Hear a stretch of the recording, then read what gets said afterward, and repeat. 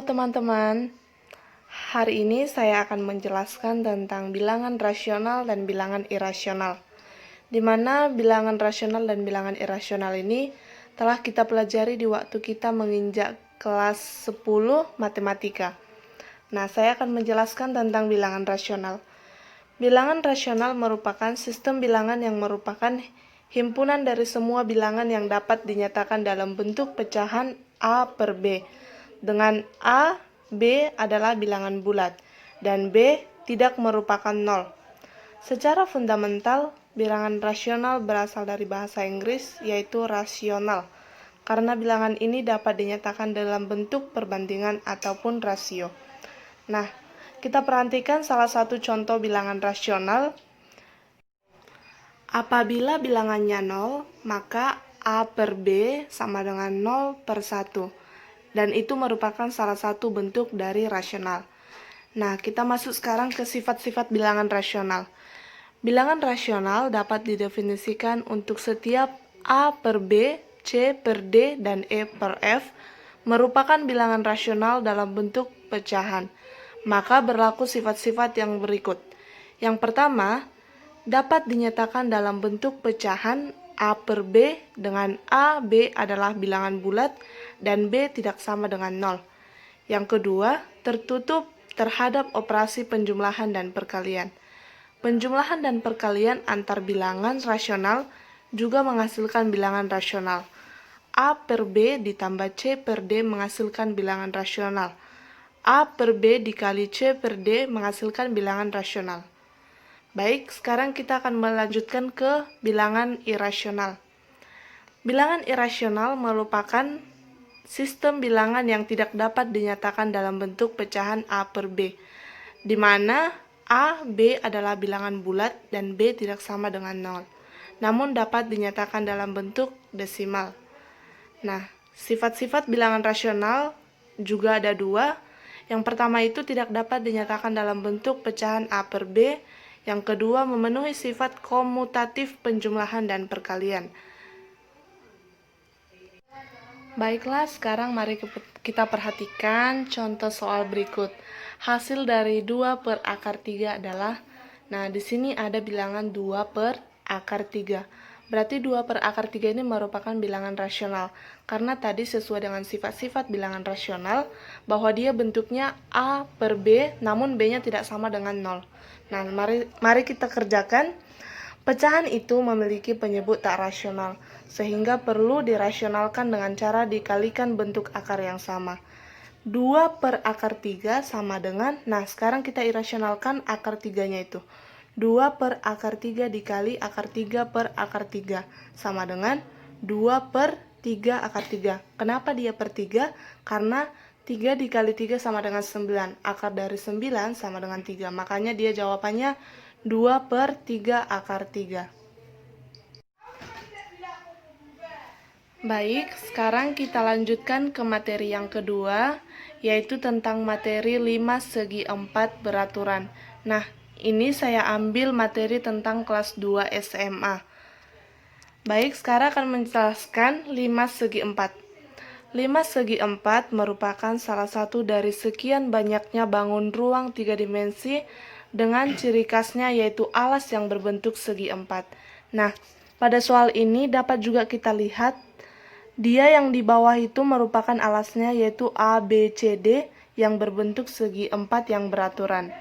Nah, saya akan menjelaskan tentang ciri-ciri 5 segi 4. Yang pertama, alasnya memiliki bentuk segi 4. Itu sudah nampak di gambar contoh yang saya buat, yaitu alasnya A, B, C, D. Bidangnya sisi berjumlah 5. Ada 5 yaitu A, B, T 1, B, C, T 2, D, E, T 3, A, D, T 4, dan satu lagi A, O, B. Yang ketiga, ciri-ciri 5 yaitu titik sudut berjumlah 5. Yang keempat, rusuk berjumlah 8. Saya akan menjelaskan tentang rumus-rumus 5 segi 4. Rumus untuk mencari luas permukaan yaitu luas sama dengan luas alas ditambah luas selimut. Nah, untuk mencari luas permukaan ini Terlebih dahulu kita harus mencari luas alasnya dan luas selimutnya. Setelah itu, kita jumlahkan luas alas ditambah luas selimut, itulah yang akan nantinya menjadi luas permukaan dari 5 segi 4 beraturan. Yang berikutnya, namun jika alas limas memiliki bentuk persegi, maka persamaan akan menjadi luas sama dengan sisi dikali sisi ditambah 4 dikali setengah kali sisi kali tinggi selimut.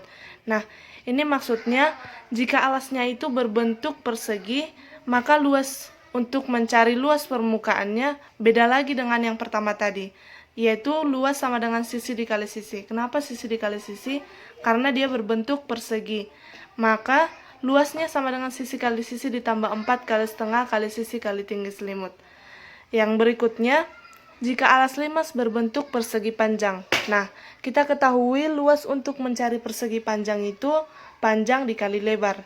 Berarti yang kita gantikan itu cuman luasnya sama dengan panjang dikali lebar. Kalau persegi tadi sisi kali sisi, kalau persegi panjang, panjang dikali lebar. Maka rumus untuk mencari luas permukaannya, luas sama dengan panjang dikali lebar ditambah 2 kali setengah dikali panjang kali tinggi selimut ditambah 2 kali setengah kali lebar kali tinggi selimut. Nah, saya akan menjelaskan tentang rumus untuk mencari volumenya. Volume sama dengan sepertiga dikali luas alas dikali tinggi.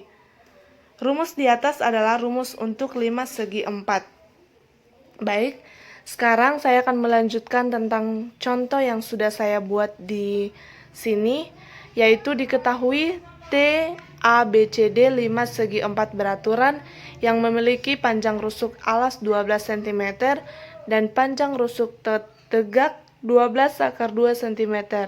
Jarak titik A ke TC adalah. Nah, di sini kita dapat melihat bahwa alasnya ini merupakan persegi panjang. Nah, sekarang kita perhatikan gambarnya. Di sini alasnya A, B, C, D, di mana panjang AB 12 cm, BC 12 cm. Sementara tingginya itu ada 12/2 cm. Itu merupakan tinggi tegaknya. Nah, sekarang kita cari panjang diagonalnya.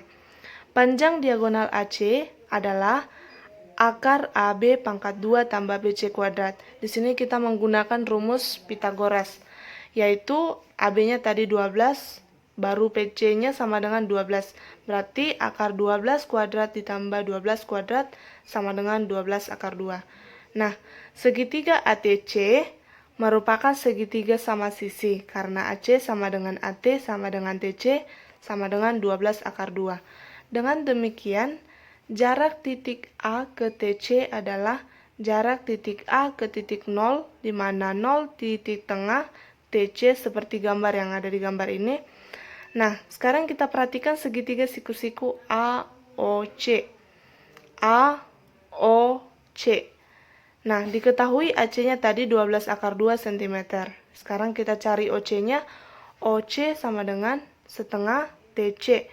Sama dengan setengah dikali 12/2 sama dengan 6/2. Maka panjang AO dapat ditentukan dengan teorema Pythagoras juga, yaitu AO sama dengan akar dari AC kuadrat dikurang OC kuadrat, di mana tadi AC-nya 12/2, maka OC-nya 6/2, berarti akar dari 12/2 kuadrat dikurang 6/2 kuadrat, sama dengan akar dari 288 dikurang 72, sama dengan akar 216. Akar 216 sama dengan 6/6 cm. Jadi, jarak titik A ke TC adalah 6/6 cm.